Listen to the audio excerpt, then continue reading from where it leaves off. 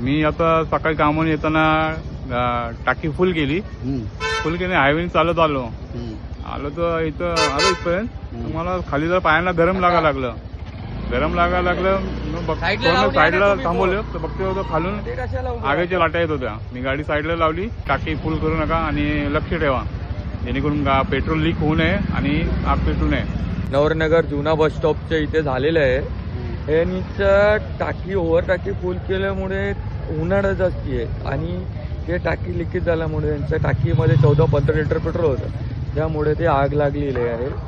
येताना बरं झालं त्यांच्या काय जीवाचं जाणहानी झाली नाही. नशिबाने ते वाचले काय हे झालं नाही. विजवाचा प्रयत्न केला पण टाकी ओव्हरफुल झाल्यामुळे ते वाचवू शकले नाही आपण.